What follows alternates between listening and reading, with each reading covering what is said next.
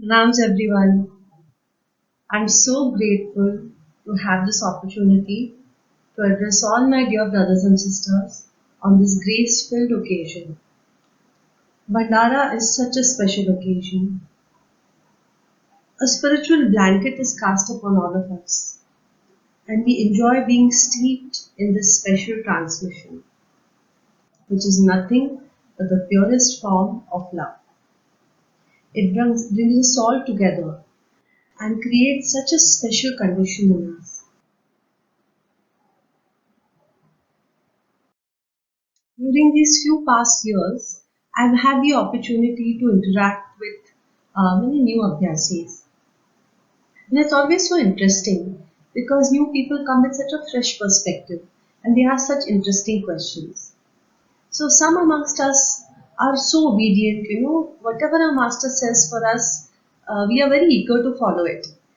So if he says that not a sunrise must pass without my meditation, not a sunset without my cleaning, and not a bedtime without my prayer, that's all and enough for us. But others amongst us want to know a little more. Why should we do cleaning? Why should we do meditation? Why prayer? And why is it important to attend Bhandara?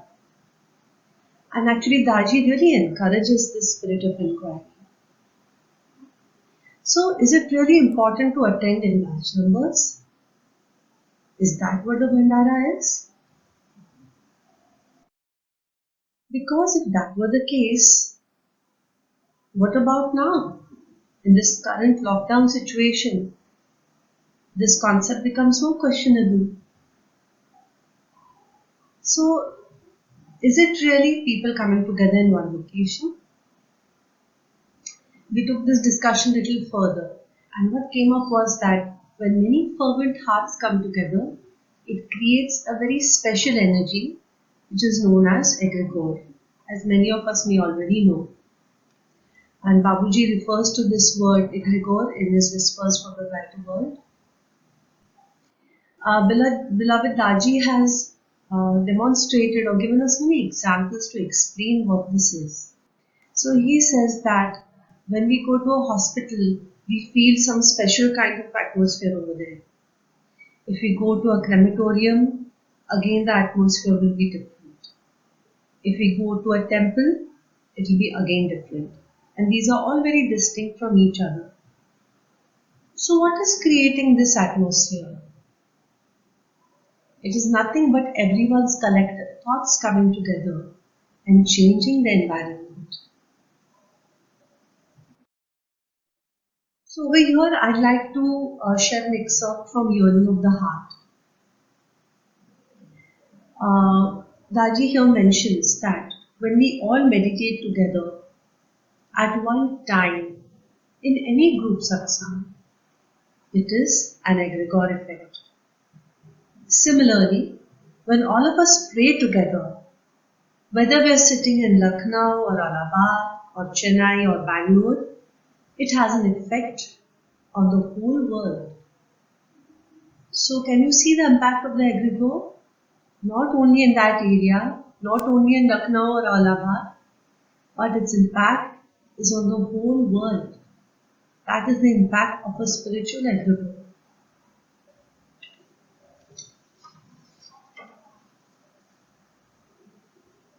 And it's so interesting to see his choice of words.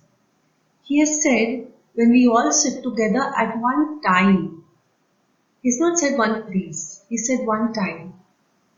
So, in that way, we all are going to celebrate our Bhandara. It becomes even more pertinent now that when we all are sitting and meditating together at one time, that's what makes it a Bhandara. Daji states another aspect actually. He often talks about our prayer. And in the words of the prayer, our first line is, O Master, thou art the real goal of human life. So not real goal of my life, but of human life, of all of humanity. We are yet but slaves of wishes, putting bar to our advancement. So when we say we, do we really mean we? Or do we mean I or me? We means all of us. And not only all of us as human beings, but everything, animate and inanimate. So there's a beautiful example of the humility of Pujya Babuji Maharaj. He had made the statement that I'm not there only for Abhyasis, I'm responsible also for those who do not practice. And according to Daji, this was only his humility because the sphere of his work expanded far beyond even that. Not only in this world, but even other worlds Babuji provided the service. To trees, plants and animals, they all remain in his sphere of work.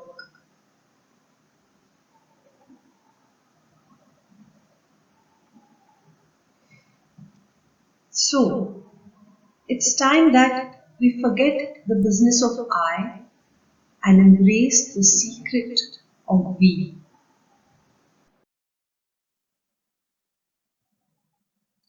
Now, why is this necessary?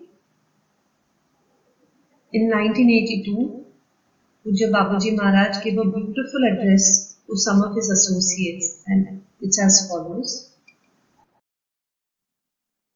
We are all brethren, connected intellectually, morally, and spiritually. The main goal of human life. This and that have gone now. There remains purity alone in all his work, an environment which breathes the spiritual destiny of being with the ultimate.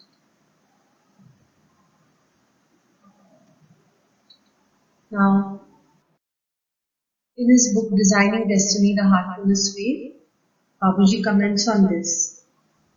He says, imagine what we can do together if we purify our consciousness so as to contribute to an enlightened egregore. We are all connected intellectually, morally, and spiritually. Do we feel this connection? How can we feel this connection? So we will feel it automatically once we start purifying ourselves. And of course, how do we do that? Through our practice. We will then feel that what we create within ourselves merges with the collective feeling, and we will become part of the entire scheme of things.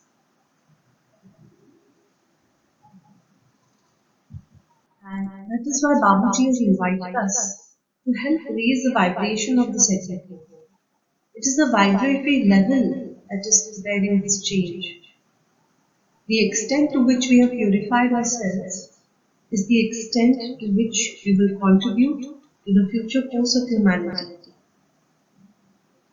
The egregore we prepare, to feel that we prepare, has its impact by meditating regularly and well, wherever we are, together or alone.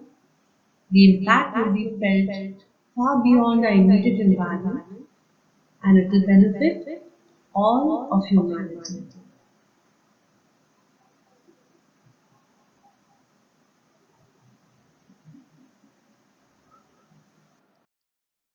So, in this book, Designing Destiny, from me to we, from contraction to expansion, from thinking to feeling, from feeling to experiencing, and from having to being in love. So ultimately, the way for us to connect is to purify our hearts, to open our hearts to each other, to connect with each other. And this can only happen through our practice.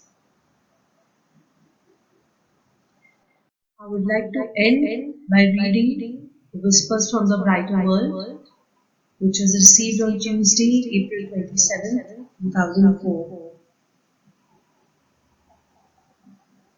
Let your heart drink from the divine source. It is insatiable. How could it be otherwise?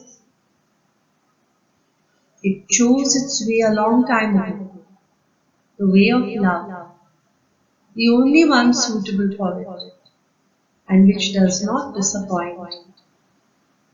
Love's resources are infinite.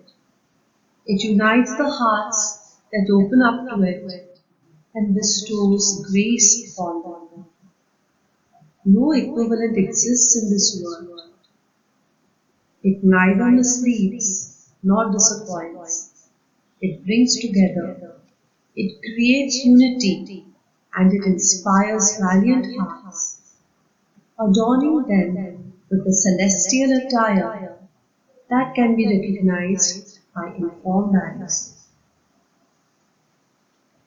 So, my dear brothers and sisters, let us immerse ourselves in our practice like never before and bring our hearts together so we all can achieve our collective spiritual destiny. Thank you.